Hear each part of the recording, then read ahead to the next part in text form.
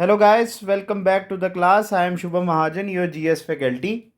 दोस्तों, अगर आज के टॉपिक की बात की जाए मॉडर्न हिस्ट्री का, ये सबसे ज़रूरी टॉपिक है या one of the important topic है, क्योंकि आज से हमारी ऑफिशियली अगर देखा जाए मॉडर्न हिस्ट्री शुरू हो जाएगी। क्यों हमारी आज से मॉडर्न हिस्ट्री शुरू होगी? क्योंकि ये आपने आज की हेडिंग तो देख ही ली है, बैटल ऑफ प्लासी। ठीक है, बैटल ऑफ प्लासी की अगर बारे में बात की जाए ना, this was the first step of the Britishers in expanding its empire in India. ठीक है, अगर सबसे पहली स्टेट की अगर बात की जाए जो ब्रिटिशर्स के द्वारा जीती गई थी इंडिया में, वो आती है बंगाल। ठीक है, बंगाल थी, और वो कैसे जीती गई और कब जीती गई उसके बारे में हम बात करेंगे। 1757 में क्या होता है, एक एरिया वो था प्लासी बंगाल का, जहाँ पे एक लड़ाई लड़ी जाती है 100 साल पहले। किसके? रिवॉल्ट ऑफ 1857 के। अगर देखा जाए ना, 100 साल पहले 1857 में क्या होता है, हमारी सबसे पहली भारतीयों की लड़ाई होती है अंग्रेज़ों के खिलाफ। और उससे 100 साल पहले 1757 में हमारी फिर से एक सबसे पहली लड़ाई होती है, एक ब्रिटिशर्स की हमारे इंडियन राजा के खिलाफ। ठीक है, चलिए बात करते हैं क्या है हमारा बेस बैटल ऑफ प्लासी का। अगर आपको मैंने कराया हुआ है और अब आपको याद भी होगा, उसमें 1717 का टाइम पीरियड हमने इंगे ब्रिटिशर्स की क्रोनोलॉजी की थी ना, और वहाँ पे आपको बताया था 1717 का जो फरमान है इनके लिए क्या होता है, मग्नकर्ता। मग्नकर्ता इसलिए था क्योंकि उस समय क्या होते हैं, फारूक शियार जो मुगल बादशाह होते हैं, वो क्या करते हैं, ब्रिटिशर्स को एक दस्तक देते हैं या पूरी तरह से फरमान देते हैं कि आप क्या करो, अब से बंगाल में या सेंट्रल इंडिया में काम करना शुरू कर दो। और ये मग्नकर्ता था इनके लिए। क्यों था इनके लिए? क्योंकि उस समय क्या होता है, ये इस फरमान को ना मिसयूज़ करना शुरू कर देते हैं। क्यों करते हैं उसके बारे में भी बात करते हैं। अब देखो, आपको पता ही है जो हमारे मुगल एरा था वो पूरी तरह से ख़त्म हो जाता है जब तक ब्रिटिशर्स आए थे। और उस समय जो हमारे लास्ट अगर इफेक्टिव मुगल बादशाह की बात की जाए, वो थे फारूक शियार। और इनके बाद जो है हमारा बंगाल या पूरा इंडिया जो है मुगल सोवनिटी से ना दूर होना शुरू हो जाता है। क्यों होता है? क्योंकि उस समय जो नए नए मुगल राजा बन रहे थे, उनको अपनी स्टेट्स के बारे में इतना पता नहीं था। तभी वो ज़रूरी नहीं समझते थे कि मैं क्या करूँ, अपनी स्टेट्स का दौरा करूँ या देखूँ वहाँ पे जो हमने गवर्नर्स अपॉइंट किए हैं वो क्या काम कर रहे हैं। ठीक है, अब इसी की वजह से क्या होता है, एक ऐसा दौर आता है जिसकी वजह से बंगाल का एक गवर्नर क्या करता है, अपने आप को ना इंडिपेंडेंट कर देता है मुगलों के दौर से। वो कहता है कि अब मैं मुगलों की सोविनिटी के अंडर नहीं आता हूँ, मैं यहाँ का गवर्नर था पहले, अब मैं ही क्या हूँ, यहाँ का नवाब भी हूँ। ठीक है, अब चलिए बात करते हैं कौन सा वो राजा था। सबसे पहले बात करते हैं सिराजुद्दौला, जिसने लड़ी थी बैटल ऑफ प्लासी। ठीक है, अब वो किसके ग्रैंडसन थे? वो थे अलीवर्दी खान। और यही वो अलीवर्दी खान थे जिन्होंने क्या किया, अपने आप को इंडिपेंडेंट कर दिया था, बंगाल का राजा पूरी तरह से डिक्लेयर कर दिया। उस समय राजा कौन थे? सरफराज खान थे, जिन्होंने इनको मारा था। बट ये सही नवाब नहीं आएंगे, उनकी जगह जो सही नवाब थे बंगाल के, वो कौन थे? मुर्शीद कुली खान, या जिनका सही नाम अगर बोला जाए, जो हिस्टोरियंस ने हमें बताया हुआ है, वो क्या आएगा, मोहम्मद शाह रंगीला। ठीक है, मोहम्मद शाह रंगीला। अब देखिए, ये नाम के ऊपर ही गए हुए थे पूरी तरह से। इनको अपनी स्टेट से कोई भी लेना देना नहीं था। इनको नहीं पता होता था कितना मेरे को टैक्स इकट्ठा हो रहा है, या कितने मेरी आर्मी है, कितना मेरा सालाना बजट होता है। वो अपनी अय्याशियों में जो है पूरी तरह से मशरूफ़ होते थे, जिसकी वजह से क्या किया, अलीवर्दी खान ने अपने आप को पूरी तरह से इंडिपेंडेंट कर दिया। और फिर कहा कि अब से मैं हूँ राजा। अब उनका दौर चलता गया, और उसके बाद क्या होता है, सिराजुद्दौला बनते हैं राजा। इनके बारे में एक चीज़ याद रखना, ये थे खाली 16 साल के। ठीक है, ये थे खाली 16 साल के, जिसकी वजह से इनको हमेशा क्या समझा जाता था, शॉर्ट टेम्पर्ड तो कहा ही गया ना। उसके साथ साथ ना ब्रिटिशर्स कभी इनको ना सीरियस नहीं लेते थे। अब अगर आपको याद है, 1717 का दस्तक जो था ना, उसमें फारूक शियार ने ब्रिटिशर्स को दी थी परमिशन काम करने की, बट ये भी साथ में कहा था कि आपने देना है मेरे को टैक्स। जब सिराजुद्दौला राजा बने, तो अंग्रेज़ों ने सोचा कि ये 16 साल का बच्चा है, ये क्या कर लेगा। तो उन्होंने अपने जो दस्तक थे ना, उनका मिसयूज़ करना शुरू कर दिया। अब सिराजुद्दौला ने उनको ये याद कराया, देखो जो आपको दस्तक दिया गया था वो दिया गया था मुगलों के द्वारा। अब यहाँ पे कोई भी मुगल सल्तनत नहीं है, यहाँ पे दौला सल्तनत है। ठीक है, यहाँ अलीवर्दी खान की सल्तनत है। अब आपको जो आपका टैक्स बनता है ना, वो आपने देना ही देना है। जिसकी वजह से अंग्रेज़ों के साथ इनकी ना हमेशा रिफ्ट रही। वो कभी टैक्स दे देते थे, कभी नहीं भी देते थे। और सिराजुद्दौला का गुस्सा जो है बढ़ता गया। अब बात करते हैं हमेशा जो चिंगारी है कैसे भड़कती है, उसके बारे में बात करते हैं। ठीक है, चलिए पहले आपको चलिए वही कर लेते हैं, उसके बाद मैं आपको बताता हूँ। अब देखिए क्या होता है, उस समय जो ब्रिटिशर्स ने क्या किया था, फोर्ट विलियम्स एक जो है बंगाल में था किला, इनकी फैक्ट्री थी वहाँ पे, तो इन्होंने फैक्ट्री को क्या कर दी थी, किलाबंदी करना शुरू कर दी थी। सिराजुद्दौला ने इनको बोला था कि आप क्या करो, इस फैक्ट्री की किलाबंदी नहीं करो और आपने क्या करना है, मेरे को टैक्स भी देना है। बट ब्रिटिशर्स ने इन दोनों उनकी रिक्वेस्ट को नहीं माना और दोनों काम करना शुरू कर दिए। यही सोचा कि ये बच्चा क्या ही करेगा। और फिर क्या होता है, जून का महीना 1756 का, सिराजुद्दौला ने इनको लास्ट वार्निंग दी कि मैं यहाँ पे आ रहा हूँ, मुझे यहाँ से किला खाली चाहिए, फैक्ट्री आप चाहे करो नहीं करो बट मेरे को यहाँ पे किला नहीं चाहिए। वो नहीं मानते हैं, जिसकी वजह से 20 जून 1756 को क्या होता है, सॉरी 20 जून 1757 को, उससे पहले अगर बात करें, ये डेट जो है बैटल ऑफ प्लासी की है, ये चीज़ याद रखना। जून 1756 को क्या होता है, वहाँ पे सिराजुद्दौला अपनी छोटी सी आर्मी को लेके जाते हैं और फोर्ट विलियम को करते हैं खाली, ठीक है, उसको अपने कब्जे में ले लेते हैं। अब उस दर वहाँ पे कितने लोग थे उस समय ब्रिटिशर्स, वो थे 146, ठीक है।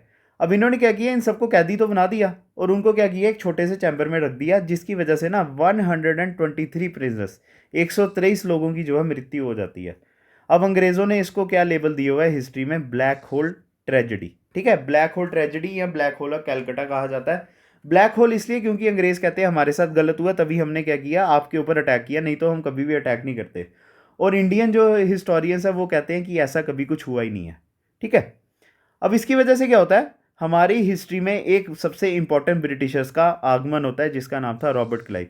अगर ये पर्सन नहीं ना होता तो ब्रिटिशर्स कभी भी हमारे इंडिया में अपना एम्पायर एक्सपैंड नहीं करते। क्यों नहीं करते, बात करते हैं इसके बारे में।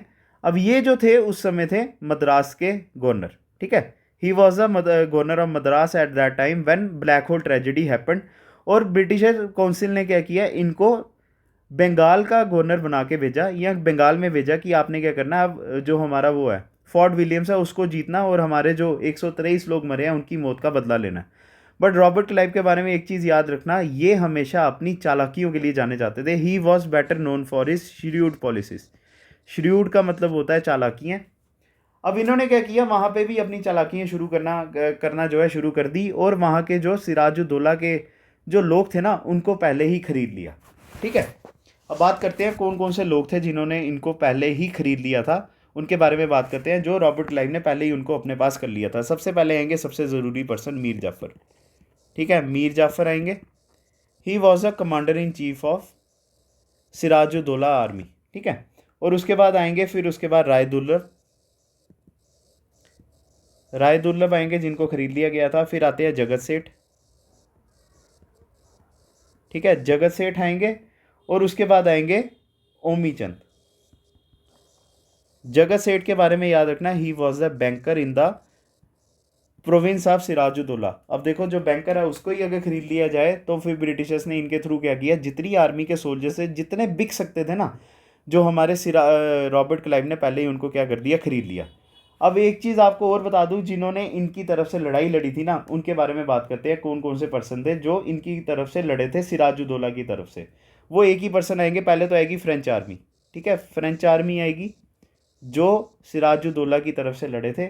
और दूसरे कौन से पर्सन आएंगे, मदन मोहन लाल, ठीक है, मीर मदन मोहन लाल, ये खाली थे जिनके जो लड़े थे। फिर उसके बाद क्या होता है, लड़ाई होती है, ठीक है, जिसको हिस्ट्री में क्या कहा जाता है, बैटल ऑफ प्लासी कहा जाता है।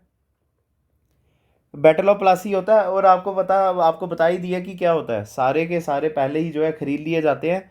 और लास्ट में क्या होता है, जो आर्मी थी जिस दिन लड़ाई होनी थी 23 जून 1757, जिस दिन बैटल ऑफ प्लासी होनी थी ना, उस दिन कोई लड़ने आया ही नहीं, या लड़ने नहीं आया या वहाँ पे लड़ाई की तरफ आगे बढ़ा ही नहीं, क्योंकि ना तो कमांडर इन चीफ ने उनको ऐसा बोला करने के लिए और ना ही वो घर से लड़ने के लिए आए थे, जिसकी वजह से क्या होता है, सिराजुद्दौला की हो जाती है मृत्यु, ठीक है, उनकी मौत हो जाती है। और उसके बाद क्या होता है, मीर जाफ़र को, जैसे पहले अगर रॉबर्ट क्लाइव ने उनको वादा किया था ना, तो उनको क्या किया गया, उनको थ्रोन पे बिठाया गया, ठीक है।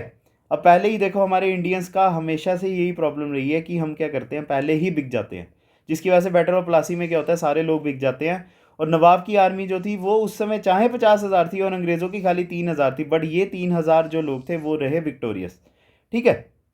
अब बात करते हैं इसके बाद क्या होता है, ठीक है। अब जो हमारा सबसे पहले बात करते हैं, जो बैटल ऑफ प्लासी क्या थी, सबसे पहली वॉर थी ब्रिटिशर्स की हमारे इंडियंस के खिलाफ। बैटल ऑफ प्लासी के बाद क्या होता है, रॉबर्ट क्लाइव क्या करते हैं, मीर जाफर को बना देते हैं नवाब ऑफ बंगाल, ठीक है। और उसके बाद जो उसकी जब ये राजा बनते हैं तो इन्होंने क्या करना था, उनको कुछ रिवॉर्ड्स देने थे ना, ये तो ह्यूमन नेचर होता है। तो जो इनको ह्यूमन नेचर के तरफ से या रिवॉर्ड देने की तरफ से इनका सबसे पहला कदम क्या आता है, ये देते हैं इनको 24 परांगना, ठीक है। 24 परांगना देते हैं, ये बंगाल का एरिया जो इनको पूरी तरह से फ्री में दे देते हैं। ये इनको कहते हैं कि अब ये आपका है, ठीक है। और उसके बाद कुछ देर टाइम पीरियड चलता रहता है। और एक चीज़ आपको बता दूं, इन्होंने कुछ पैसे भी दिए थे, वो कितने थे, 2,35,000 रुपये, ठीक है। 2,35,000 रुपये भी इन्होंने दिए थे। जब ये हो जाता है, थोड़ा टाइम पीरियड चलता है, तो मीर जाफ़र देखते हैं यार अंग्रेज़ क्या कर रहे हैं, अपनी पावर्स का ना मिसयूज़ कर रहे हैं। वो ना मेरे को टैक्स दे रहे हैं ना कुछ कर रहे हैं, जिसकी वजह से मीर जाफ़र क्या करते हैं, इनको मना करते हैं कि अब आपको क्या करना पड़ेगा, मेरे को ना टैक्स देना पड़ेगा। जिसकी वजह से ब्रिटिशर्स भी उनको उखाड़ के फेंकते हैं वहाँ से, उनके थ्रोन से। और क्या करते हैं, मीर जाफ़र जो उनके सन इन लॉ थे या दामाद थे, उनको बनाते हैं नवाब बंगाल का, ठीक है। अब ये तो था बैटल ऑफ प्लासी। अब दूसरी बैटल के बारे में बात करते हैं, बैटल ऑफ बक्सार के बारे में, ठीक है। अब इसको करने से पहले मैं आपको पहले ही बता देता हूँ कौन कौन से लोग जो हैं हमारे इंडियंस से जो लड़े उनके साथ, अंग्रेज़ों के साथ, और अंग्रेज़ों की तरफ से कौन कौन से लड़े। सबसे पहले आएंगे मीर कासिम, ठीक है। सबसे पहले मीर कासिम आएंगे, फिर उसके बाद आएंगे सुजाउद्दौला, सुजाउद्दौला आएंगे, और लास्ट में हमारे आएंगे शाह आलम टू, शाह आलम टू, ठीक है। अब बात करते हैं सुजाउद्दौला, मीर कासिम और ये कैसे एक साथ मिले। उस समय बात करते हैं जब मीर कासिम ने इनको अंग्रेज़ों को मना किया था ना, तो उस समय जो उनके ब्रिटिशर्स के हेड थे वहाँ पे, वो थे मेजर मुनरो। इन्होंने क्या किया, इनको मीर कासिम को भगा दिया वहाँ से, और मीर कासिम जाते हैं फिर अवध की तरफ या इलाहाबाद की तरफ जाते हैं। और वो उनको क्या कहते हैं, देखो सुजाउद्दौला को कहते हैं, देखो मैं बंगाल से आया हूँ और बंगाल के मेरे को लूप होल्स पूरे पता है, ठीक है। लूप होल्स मेरे को पूरे पता है, तो एक काम करते हैं यार, एक दिन ना प्लान्ड अटैक करते हैं, आप अपनी आर्मी लेके चलो, मैं आपको गाइड करूँगा।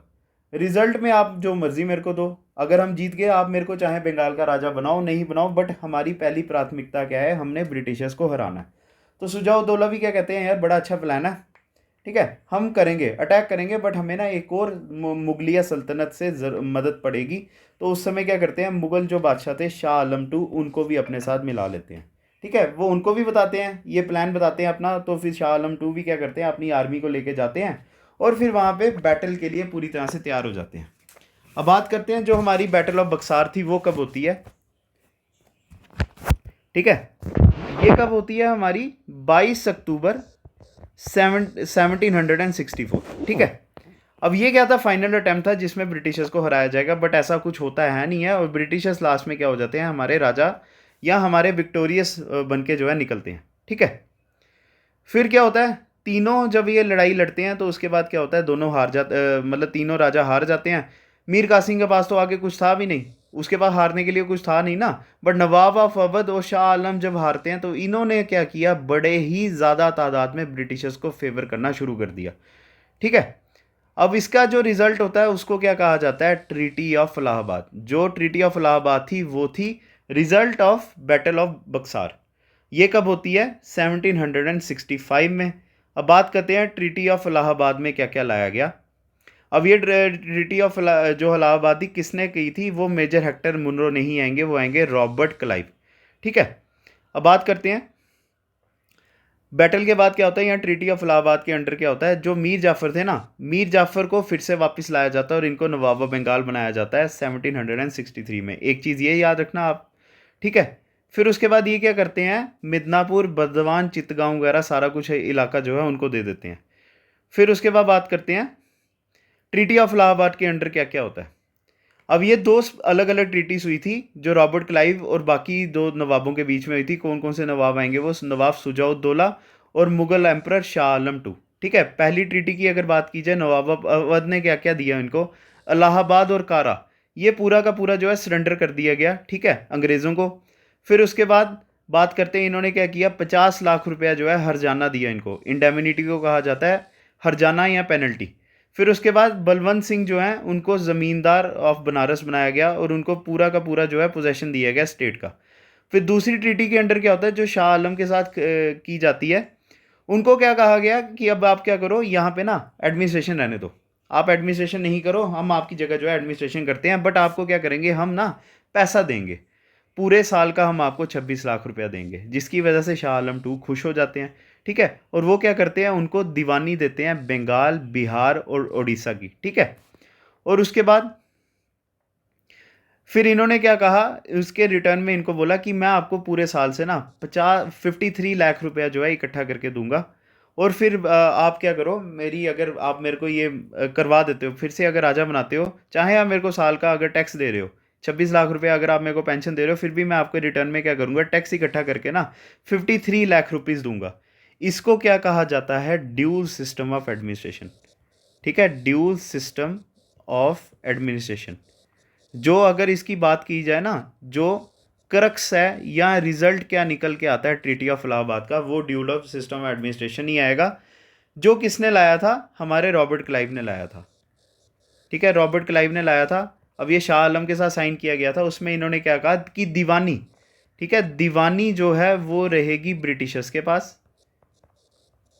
ठीक है, दीवानी या टैक्स इकट्ठा करने का जो परमिशन है वो ब्रिटिशर्स के पास होगी, और निज़ामत, जो निज़ामत होता है पुलिस या जुडिशियल एडमिनिस्ट्रेशन, वो किसके पास रहेगी, वो रहेगी नवाब के पास। इससे पता क्या होता था, ब्रिटिशर्स हमेशा लोगों की नज़रों में स्वच्छ रहे, साफ रहे, बट जो नवाब थे ना वो बदनाम होना शुरू हो गए। अब ये ड्यू सिस्टम एडमिनिस्ट्रेशन ना बड़ी खतरनाक चीज़ थी जो रॉबर्ट क्लाइव ने लाई थी, जिसकी वजह से इनको ना 1772 को एबॉलिश करना पड़ा, और इनको किसने किया था, लॉर्ड वेरन हास्टिंग्स ने। ठीक है, लॉर्ड वेरन हास्टिंग्स ने जो है इसको एबॉलिश किया। अब देखिए दोस्तों, आज का टॉपिक हमारा यहाँ पे ही ख़त्म होता है। बड़ा इंपॉर्टेंट टॉपिक था, इस वीडियो को आप बार बार देखना, पीडीएफ तो आपको मिल ही जाएंगी, और इस वीडियो से आपको ये पता चलेगा कि कैसे ब्रिटिशर्स ने अपना पहला स्टेप हमारे इंडिया को जीतने के लिए रखा, और वो उसमें पूरी तरह से हो गए विक्टोरियस। ठीक है, सेकेंड स्टेप भी उनका बैटल ऑफ बक्सार था। अब मैं आपको एक चीज़ और बता दूं, जो बैटल ऑफ बक्सार थी ना वो ज़्यादा ज़रूरी थी as compared to battle of Plassey. Battle of Plassey में इनको खाली काम करने की परमिशन मिलती है, बट बैटल ऑफ बक्सार के बाद ना ये रियल मास्टर्स बन जाते हैं बंगाल, बिहार और उड़ीसा के। ठीक है, नेक्स्ट वीडियो में अब आपके साथ मिलेंगे। नेक्स्ट वीडियो में आपका जो भी मॉडर्न हिस्ट्री का अगला टॉपिक होगा वो आपको कराया जाएगा। अब आपने क्या करना है, इस वीडियो को पूरा देखना है, फिर उसके बाद लाइक करना है, और हमें कमेंट करके ज़रूर बताना है कि क्या ये वीडियो सही थी, आपके लिए बेनिफिशियल थी या नहीं थी। अगर आपने हमारे चैनल को सब्सक्राइब नहीं किया हुआ है तो कर लीजिए। ठीक है, और उसके बाद हमारे चैनल को शेयर अपने दोस्तों के साथ ज़रूर कीजिए, क्योंकि हर किसी का बेनिफिट होना चाहिए था। तो चलिए दोस्तों, नेक्स्ट वीडियो में आपके साथ मिलेंगे। Thanks a lot, God bless you, जय हिंद।